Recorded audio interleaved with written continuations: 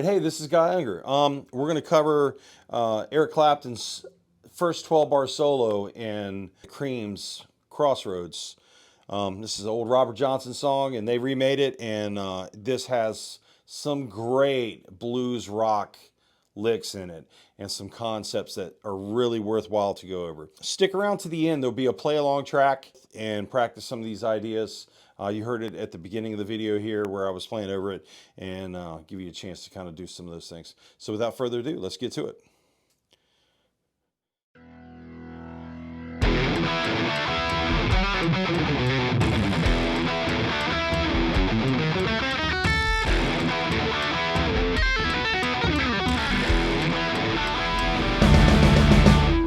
All right, so Crossroads is the blues in A. So let's talk about what that means. 12-bar blues is the most common kind of blues progression.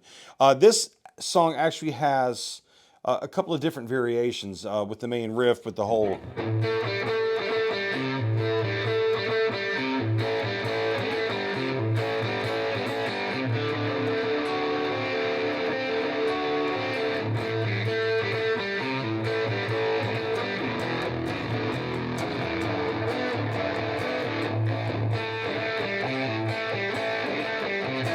All right, so that's kind of the rhythm in the beginning. However, for the rest of the song, he doesn't quite do it that way. He doesn't stay on the one chord the whole time for the first 4 bars. So with the blues, you have 4 bars of the one chord, you have 2 bars of the 4 chord, then you have another 2 bars of the 1 chord. And you generally have the 5 chord for 1 bar, the 4 chord for 1 bar, and then the 1 chord for 1 bar, and sometimes the 5 at the end. This one stays on the 1 chord all the way in the end. And in this case, our 1 chord is A, our 4 chord is D, and our 5 chord is E. We can get into what all that means a little bit later, but basically, if you just to quickly surmise what that means, if I play an A major scale, A, B, C sharp, D, E, F sharp, G sharp, A, 1, 2, 3, 4. The 4th note is D, so we're going to have a chord built off of D, and then the 5 chord are A, B, C sharp, D, E, and E is the 5 chord, and of course A is the 1. So what we're going to do is we're going to play an A dominant 7, we're going to have a D dominant 7, and we're going to have an E dominant 7. And you can phrase these however you want to. In this case, he's not even really playing those chords mostly, but the sound is implied. All right, so with this gives you a lot of leverage. Dominant 7 chords give you a lot of possibilities.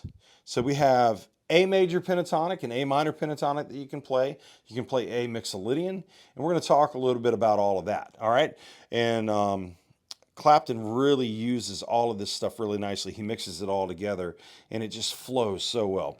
So let's talk a little bit about the scales that you're going to use for this particular song, improvising-wise. He's going to use an A minor pentatonic scale.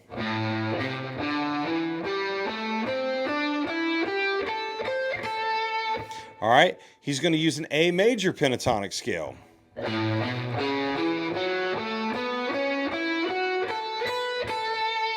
He's going to use an A, well, it's implied that it's A Mixolydian, which would be this scale.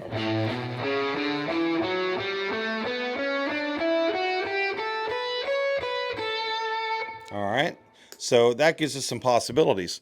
So let's talk a little bit about this nice minor pentatonic scale that we're all very familiar with, A minor pentatonic. Now, it's A minor when we base it off of our first finger. All right, we have also what's called a relative major. All right, so and if we look, our first finger is on A, and we think about 4 frets above, and our pinky is on C. So that's our relative major. So A minor and C major are relative majors. So I could actually play this note starting on C.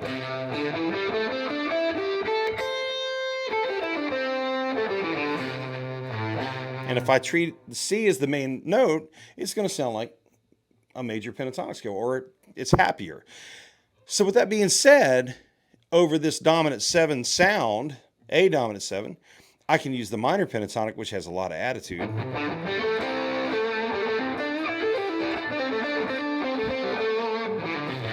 right? So you have that, or I can move this down so my pinky is on A.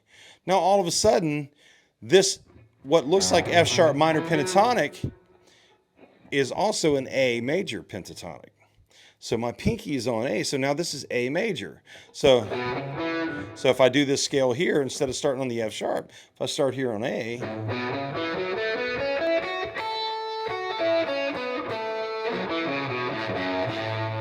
it sounds major, it sounds happy, or kind of up, up sounding.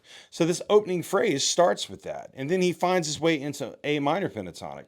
And implying or mixing those two scales together, you have a larger palette of sounds to choose from.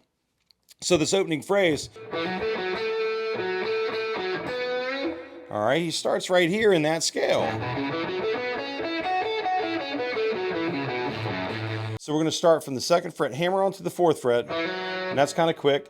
And then we're going to play the 2nd fret on the 3rd string and come quickly back to the 4th fret on the 4th string. So, and then we're going to have 2 notes here back on that 2nd fret 3rd string, which is A. And then we're going to go 4th fret to the 2nd fret quickly, back to the 4th fret on the 4th string, and then we're going to go to the 4th fret on the 3rd string and bend that. All right, so we have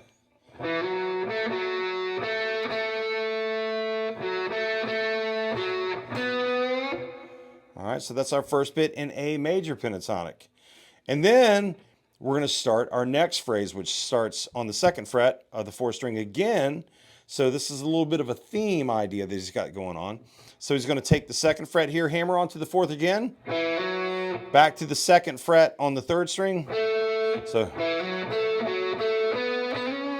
we're going to go 2nd fret, and let's go over that again. So 2nd fret to the 4th fret, 2nd fret on the 3rd string, 4th fret on the 4th, back to the 2nd fret on the 3rd. So, and then we're going to go to the 4th fret on the 3rd string again, and then pick it, and then pick again and slide to the 6th fret. All right. All right. So that gets us our first 2 little pieces of ideas. All right. So now we're into our next little section. We're still in A major pentatonic. So instead of playing it here, though, with our kind of regular minor pentatonic type shape, we're going to move into this section here where we were doing 2 4 1 4 1 4 1 3 2 4 2 4, and I'm referring to fingers there. So that again would be 2 4 on the 6th string, and then 1 4 on the 5th string, 1 4 on the 4th string, 1 3 on the 3rd string, 2 4 on the 2nd string, and 2 4 on the 1st string. Now, I don't necessarily use 2 4 on these first 2 strings. I tend to do 1 3 on the 3rd, and then move up. And so this particular phrase that's coming up, I do that exactly. So, all right, so when we go to the, we're going to start on the 5th fret of the 2nd string, hammer onto the 7th. So we're going to go 5th fret on the 2nd, hammer onto the 7th, 5th fret on the 1st, 7th fret on the 2nd string, back to the 5th fret on the 2nd string. So now our next little piece is we're going to bar on the 5th fret, and we're going to play those 2 strings barred at the 5th fret, and then we're going to hammer on to only the 7th fret on the 2nd string, while this 1st string note on the 5th fret is ringing out. So we're going to do the hammer on, we'll play the 2 5th frets, hammer on to the 7th, back to just the 5th fret. All right. Now we're going to go to the 7th fret on the 3rd string, to the 5th fret on the 3rd string, and we're going to hammer on from the 5th to the 6th.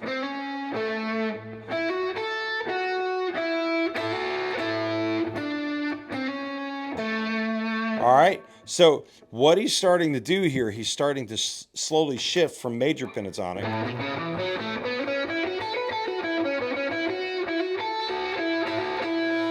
to the minor pentatonic. But he's kind of hammer on to this from this minor third of A, which is C, and hammering on to the major third, C sharp, to the A, the root note of A. That's a really, really common blues phrase. You use that all the time with all kinds of stuff. You know, so really, really common lick. So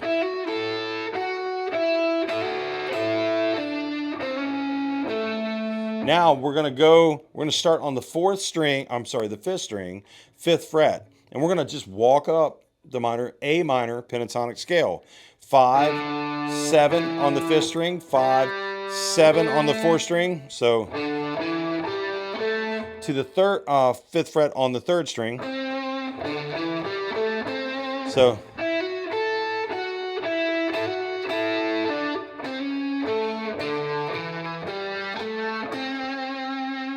all right, so we got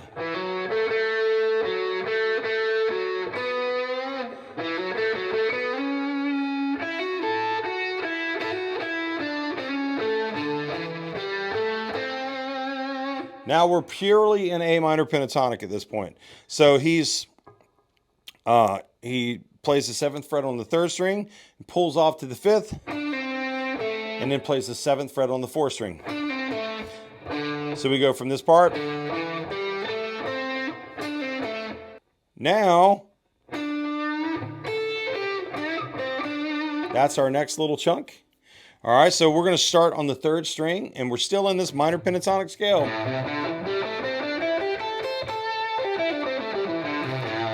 3rd string on that 7th fret, we're going to bend it a full step, which means that we're going to bend this note to sound like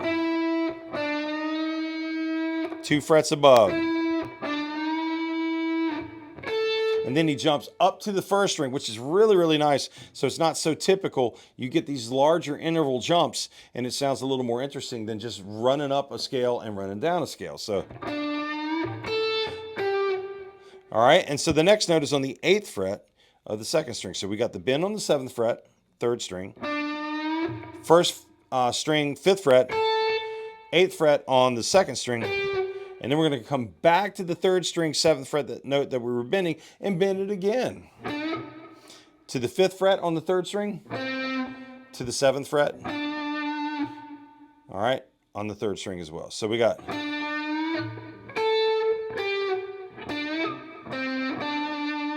All right, and a nice little vibrato on that. All right, so now the next little chunk will be a hammer on and pull off from the 5th fret on the 3rd string to the 7th, back to the 5th. So, and then we end up on the 7th fret of the 4th string. So from there, we're going to go to the 5th fret on the 3rd string, to the 7th fret on the 3rd string. So, and then we're going to take that 7th fret note that we just played with our 3rd finger and slide up to the 9th. And then with our 2nd finger, we're going to play the 8th fret on the 2nd string. And we're sliding into the next box of this A minor pentatonic scale. It's going to go into this box, which looks like what we did is an A major pentatonic. It's the same thing, but just moved up to the 8th fret.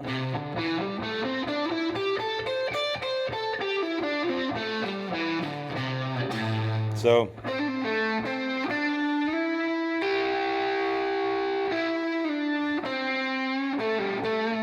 that's our whole phrase right there. So 5th fret on the 3rd string, 7th fret on the 3rd string, slide up to the 9th, 8th fret on the 2nd string, back to the 9th fret on the 3rd, slide back to the 7, to the 5th fret on the 3rd string.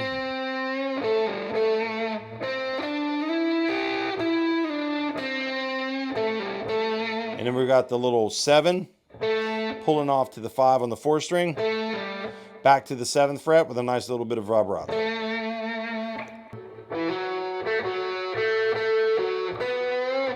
All this is over the A chord. Still over the A chord. And that note is part of that A7 chord.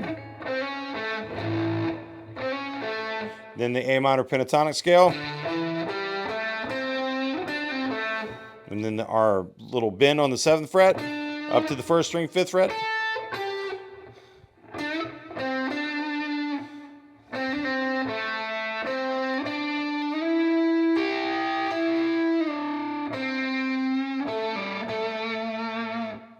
All right, I'd like to take this time to say thank you for watching and subscribing and liking. If you guys can do that, it really helps. Hit that notification bell so you know when I've got some other videos coming out. I really appreciate your help. I appreciate you guys really supporting this so far. I've been working pretty hard, and you guys have just really come through, and I can't thank you enough. So let's get back to the video. So the next part, he's going to play the 5th fret on the 3rd string, hammer onto that 6th fret on the 3rd string, and then he's going to go to the 5th fret on the 2nd, to the 5th fret on the 1st, then to the 8th fret on the 2nd, and then plays that 8th fret again and slides up to 10. This is a great lick. I love this lick. And this is a staple of Clapton. Now we're in that box 2 again. We're going to be on that 1st string. 8th fret on the 1st string to the 10th fret on the 1st string. So, and then he's going to play the 10th fret on the 2nd string. So we got,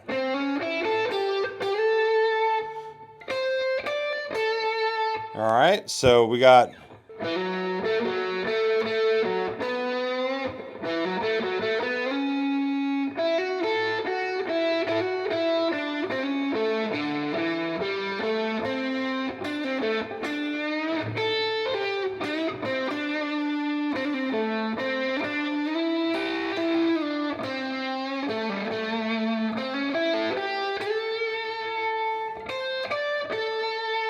all right, so really cool stuff so far. All right, so our next little part,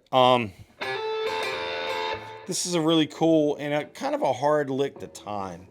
So he's barring at the 8th fret now on the 1st and 2nd strings. And what he's going to do, he's going to play these 2 notes, and he's going to quickly hammer on to the 10th fret on the 2nd string, and he's going to do that twice. And then quickly do an upstroke while that 10th fret note is down, and the 8th fret note on the 1st string is still there. So we got, it goes like this. So,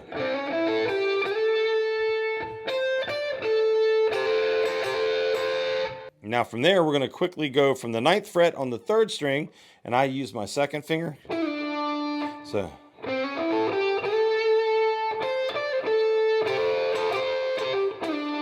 I'm going to quickly slide from 9 to 7, very quick. It's like a ghost note almost. All right, so we're going to slide down to the 5th fret on the 3rd string, and then 7th fret pull off back to 5.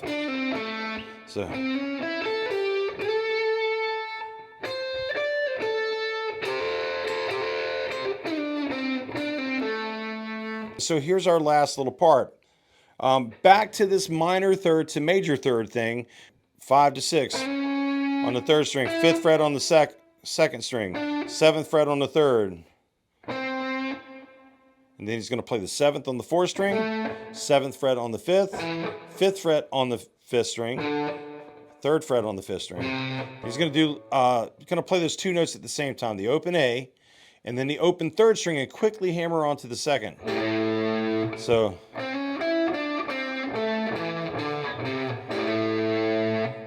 he's going to play the 5th fret on the 3rd string, hammering onto the 6 again. But he's going to play the 2 strings barred, 2nd string and the 3rd string.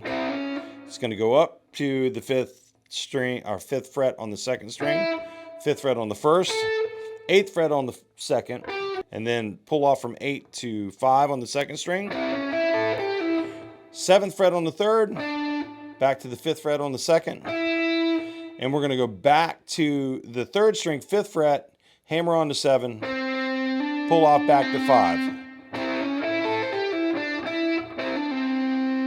And then we're going to go to the 4th string, 7th fret, pull off to 5, and hammer back onto 7.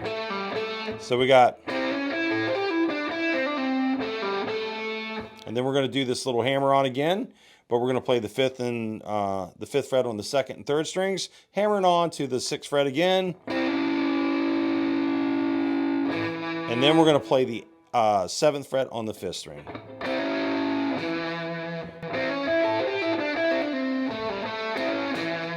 So talking about these concepts again, you've got the major pentatonic, you got the minor pentatonic over these dominant chords. He's finding ways to target chord tones. We'll get into this a little bit further a little bit later, but in an A blues, you can use A major pentatonic, obviously, but you can also use A minor pentatonic. And A minor pentatonic tends to be the friendlier one, believe it or not, because it actually has all the notes of the other chord changes in your 12-bar blues, which would be A, D, and E. So when I play that scale, A minor pentatonic, notice I have the A, obviously, I have the D, and I have the E. Now, but when I play A major pentatonic, look, I have the A, B, C sharp. I don't have the D. It goes straight up to the E. But when you mix the two together, you get that. So, all right, so you should be able to play a blues and get the listener to hear the chord changes even though they're not behind you. So you should practice that and think about targeting these chord sounds as you go along. So for instance, if I play a blues, I'll try to play a 12-bar blues and get you to hear the chord changes even though there's no rhythm behind me. So 1, 2, 3.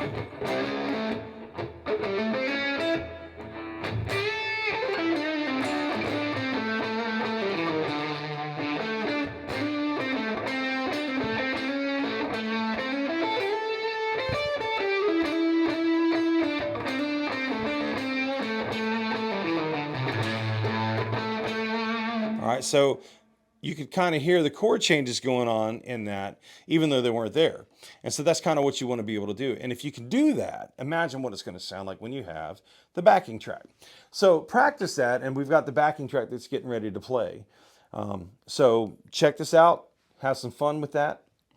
Now this track is going to start off on the last 4 bars. So it's going to start off on the E, go to the D, and back to the A. All right, and then it comes in. Clapton's solo starts on the last measure, so he starts a little early coming in. So that all that comes in on that last measure. It's like beat 3 of the last measure, the 12th bar, and it leads into it. So that's always nice too, finding a way to lead into the line instead of just starting right on 1. Playing a group of notes and then targeting a really nice note. So when he does that, he's bending up. And that's that. That's just part of that A dominant 7 chord is that C sharp. And this sounds really nice too also because this C sharp note is not in the minor pentatonic scale. So when you land on that note, it's like a lot of spice. It sounds really nice. All right, so try that out. Comment down below. Let me know how it's coming along. Let me know what's easy and what's not. And if I can explain anything else to you a little bit more in the comments, then I'm happy to do that.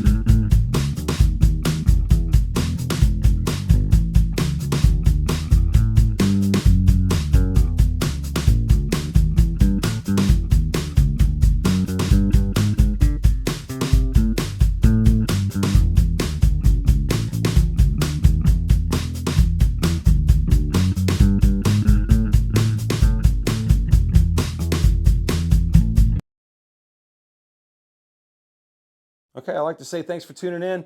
I hope you guys enjoy this lesson. Comment down below. Let me know how things are coming along as you're working on this stuff. Let me know if there's anything else that I can clarify for you. I'm really interested to see how well everybody's doing with this stuff and if it's been helpful. Also, let me know if there's any other ideas that you'd like me to do videos on. So you guys are awesome. I look forward to seeing you guys in the next one. Take care.